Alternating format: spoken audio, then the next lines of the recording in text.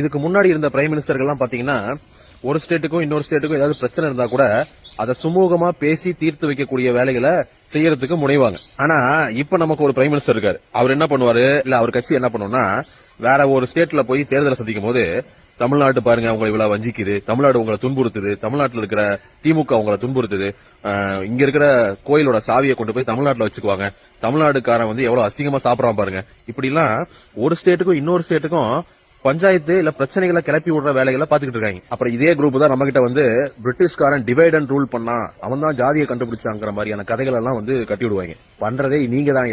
சரி, தமிழ்நாட்டுல வட இந்திய மக்கள் அங்கிருந்து புலம்பெயர்ந்து இங்க வந்து வேலை பார்க்கக்கூடிய வட இந்திய தொழிலாளர்கள் மீது வன்மம் இருக்கா அப்படின்னு கேட்டீங்கன்னா அதுக்கு பல சோசியோ எக்கனாமிக்கல் அண்ட் ஜியோகிராபிக்கல் காரணங்கள் இருக்கு.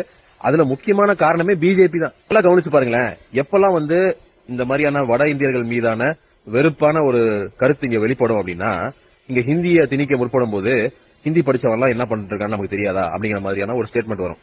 அப்புறம் நியாயமா நமக்கு கிடைக்க வேண்டிய யூனியன் கவர்மெண்ட்ஸ்ல இருந்து வரக்கூடிய கிராண்ட்ஸ் இருக்கு இல்லையா, அதாவது பணம், இந்த பணம் வந்து சரியா வந்து சேராத போது இங்க வந்து நீங்க அந்த ஸ்டேட்டுக்கு வேலை கொடுக்குறீங்க, அந்த ஸ்டேட்டுக்கு வேலை கொடுக்குறீங்க, எங்களை வந்து வஞ்சிக்கிறீங்கிற மாதிரி ஒரு ரியாக்ஷன் இங்க இருக்கும். அப்புறம் இங்க இருக்கிற பிஜேபிங்கிற கட்சி தமிழ்நாடு டெவலப்பே ஆகல, தமிழ்நாடு ஒண்ணுமே இல்லாம போச்சு, தமிழ்நாடு அழிஞ்சு போச்சு, திராவிடத்தால் வீழ்ந்தோம் அப்படின்னு பேசும்போது அதுக்கு ரிட்டாலியேஷனா நீங்க ஆட்சி செய்யற மாநிலங்கள்லாம் எவ்வளவு கன்றாவியா இருக்கு அப்படிங்கிற உண்மைய வெளியே சொல்ல வேண்டிய தேவை ஏற்படும் போது இந்த மாதிரியான ரியாக்ஷன்ஸ் வரும். அப்போ இங்க அரசியல் ரீதியாவோ சமூக ரீதியாவோ பெரும்பான்மையான இந்த மாதிரியான எதிர்கருத்துகள், வட இந்தியர்கள் மீதான எதிர்கருத்துகள், எதிர் விமர்சனங்கள் எப்ப வரும் அப்படின்னா, இந்த பிஜேபிங்கிற கட்சி இருக்கு இல்லையா, இந்த கட்சி குறிப்பா நமக்கு செய்யக்கூடிய அநியாயங்களையும் அக்கிரமங்களையும் எதிர்த்து கேட்கும் போதுதான் வெளிப்படும். இந்த வட இந்தியால போய் பீகார்ல போய் தமிழர்கள் உங்களை துன்புறுத்துறாங்க, இல்ல திமுக உங்களை துன்புறுத்துது அப்படின்னு சொல்றதுக்கு முன்னாடி நீங்க தான் எங்களை துன்புறுத்திட்டு இருக்கீங்க, எங்களுக்கு நியாயமா கிடைக்க வேண்டிய விஷயங்களை தடுத்து வச்சிட்டு இருக்கீங்க, அதுக்கு வெளிப்பாடா இல்ல அதற்கு ஒரு ரியாக்ஷனா தான் இந்த மாதிரியான ஸ்டேட்மெண்ட்ஸ் எல்லாம் வருதுங்கிற உண்மையை அங்க சொல்லுங்க.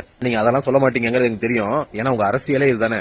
இந்த பிராமின் பனியா லாபி காலங்காலமா என்ன பண்ணிருக்கா, இந்தியா முழுக்க தமிழர்கள் மீதும் திராவிடர்கள் மீதும் திராவிடம் அப்படிங்கிற தத்துவத்தின் மீதும் ஒரு வெறுப்பு, ஒரு ஒவ்வாமைய இந்தியா முழுக்க கட்டமைச்சு அதன் அடிப்படையில தான் வந்து இங்க மத்த மாநிலங்கள் எல்லாம் ஆட்சி அதிகாரத்தை பிடிக்கக்கூடிய வேலைகளை பண்ணிட்டு இருக்கீங்க. அதுக்காக இங்க இருக்கிற முதலாளிகள் எல்லாம் வந்து உழைப்பு சுரண்டலே பண்ணலையா, வட இந்திய மக்களை வந்து எக்ஸ்பிளாய்ட் பண்ணலையா அப்படின்னு கேட்டீங்கன்னா அதுவும் நடக்குதுதான். ஆனா இந்த பிஜேபி காரங்களுக்கு அது மேல எல்லாம் அக்கறை கிடையாது. இந்த மாதிரியான வெறுப்பு அரசியலை கட்டமைச்சு தேர்தலை ஜெயிக்கணும், அதை நம்ம முறியடிக்கணும். நீங்க என்னதான் தகுடு தத்துவம் வேலை பார்த்தாலும் பீகார் மக்களுக்கும் இல்ல வட இந்திய மக்களுக்கு நல்லா தெரியும், தமிழ்நாடு வந்தோரை வாழ வைக்கும்.